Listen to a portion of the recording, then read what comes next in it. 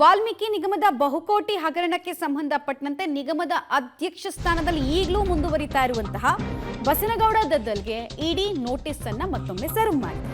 ನಾಳೆ ಬೆಳಗ್ಗೆ 11ಕ್ಕೆ ವಿಚಾರಣೆಗೆ ಬರುವಂತೆ ನೋಟಿಸ್ ಅನ್ನು ಕೊಡಲಾಗಿದೆ. ವಾಟ್ಸ್ಆಪ್ ಮೂಲಕ ನೋಟಿಸ್ ತಲುಪಿಸೋ ಕೆಲಸವನ್ನು ಇಡಿ ಅಧಿಕಾರಿಗಳು ಮಾಡಿದ್ದಾರೆ. ಈ ಮಧ್ಯೆ ರಾಯಚೂರಿನಿಂದ ಕಾರಿನಲ್ಲಿ ಬಸನಗೌಡ ದದ್ದಲ್ ಪ್ರಯಾಣವನ್ನ ಬೆಳೆಸಿದ್ದಾರೆ. ಆಪ್ತರ ಜೊತೆ ಮಂತ್ರಾಲಯ ರಸ್ತೆ ಮಾರ್ಗವಾಗಿ ದದ್ದಲ್ ಬೆಂಗಳೂರು ಕಡೆಗೆ ಹೊರಟಿದ್ದಾರೆ ಅಂತ ಹೇಳಲಾಗ್ತದೆ. ಬಟ್ ಖಚಿತತೆ ಇಲ್ಲ. ಬೆಂಗಳೂರಿಗೋ ಇನ್ನೆಲ್ಲಿಗೋ ಪಯಣ, ದಾರಿ ಯಾವುದು ದದ್ದಲ್ದು ಗೊತ್ತಾಗ್ತಾ ಇಲ್ಲ. SIT ಕಚೇರಿಗೆ ಮಾತ್ರ ಹಾಜರಾದ್ರು, ವಿಚಾರಣೆಯನ್ನು ಎದುರಿಸಿದ್ರು. ಇಡಿ ವಿಚಾರಣೆಗೆ ಬನ್ನಿ ಅಂತ ಹೇಳಿದ್ರೆ ತಲೆಮರೆಸ್ಕೊಂಡು ಓಡಾಡೋದನ್ನ ಮುಂದುವರಿಸ್ತಾ ಇದ್ದಾರೆ.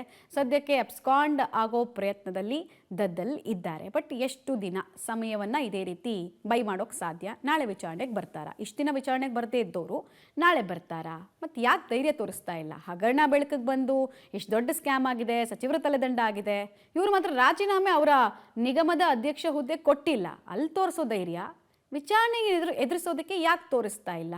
ಈ ಪ್ರಶ್ನೆ ಕೂಡ ಇದ್ದೇ ಇದೆ. ಡೀಟೇಲ್ಸ್ ಕೊಡ್ತಾರೆ. ನೇರ ಸಂಪರ್ಕದಲ್ಲಿ ಜಾಯಿನ್ ಆಗ್ತಿದ್ದಾರೆ ನಾಗೇಶ್.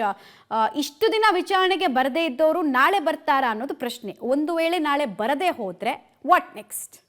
ಮಮತಾ, ವಾಲ್ಮೀಕಿ ನಿಗಮದಲ್ಲಿ ಅಕ್ರಮ ನಡೆದಿರೋ ಪ್ರಕರಣಕ್ಕೆ ಸಂಬಂಧಪಟ್ಟಂತೆ ವಾಲ್ಮೀಕಿ ನಿಗಮದ ಹಾಲಿ ಅಧ್ಯಕ್ಷರಾಗಿರುವಂಥ ಬಸನಗೌಡ ದದ್ದಲ್ ಅವರಿಗೆ ಈಗಾಗಲೇ ಇಡಿ ಅಧಿಕಾರಿಗಳು ನೋಟಿಸ್ ಕೊಟ್ಟಿದ್ದಾರೆ ಅನ್ನುವಂಥ ಮಾಹಿತಿ ಇರುವಂಥದ್ದು.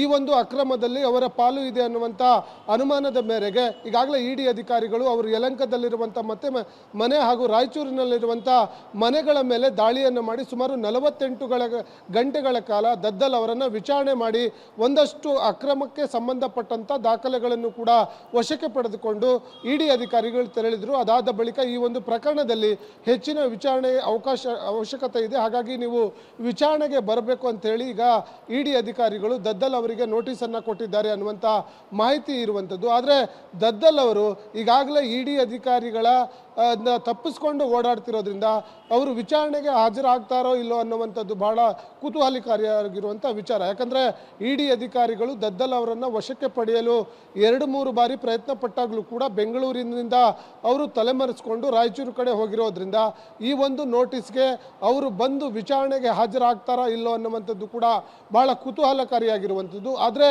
ಈ ಒಂದು ಪ್ರಕರಣದಲ್ಲಿ ಈಗಾಗಲೇ ಇಡಿ ಅಧಿಕಾರಿಗಳು ಹೆಚ್ಚಿನ ತನಿಖೆಗೆ ಅವಶ್ಯಕತೆ ಇರೋದ್ರಿಂದ ನೀವು ವಿಚಾರಣೆಗೆ ಬರಬೇಕು ಅಂತೇಳಿ ನೋಟಿಸ್ ಕೊಟ್ಟಿರೋದ್ರಿಂದ ಒಂದು ವೇಳೆ ಶಾಸಕ ದದ್ದಲ್ ಅವರು ನೋಟಿಸ್ಗೆ ವಿಚಾರಣೆಗೆ ಹಾಜರಾಗದೆ ಹೋದರೆ ಮತ್ತೆ ನೆಕ್ಸ್ಟ್ ಪ್ರೊಸೀಜರ್ ಏನಿರುತ್ತೆ, ದದ್ದಲ್ ಅವರನ್ನು ಎಲ್ಲಿದ್ರೂ ಕೂಡ ಹುಡುಕಿಕೊಂಡು ಬಂದು ವಿಚಾರಣೆಗೆ ಒಳಪಡಿಸುವ ಕೆಲಸವನ್ನು ಇಡಿ ಅಧಿಕಾರಿಗಳು ಮಾಡ್ತಾರೆ ಅನ್ನುವಂಥ ವಿಚಾರ ಈಗ ಸದ್ಯಕ್ಕೆ ಇರುವಂಥದ್ದು. ಮಮತಾ. ರೈಟ್ ನಾಗೇಶ್, ಹಾಗೆ ಸಂಪರ್ಕದಲ್ಲಿ ವಾಪಸ್ ಬರ್ತೀನಿ.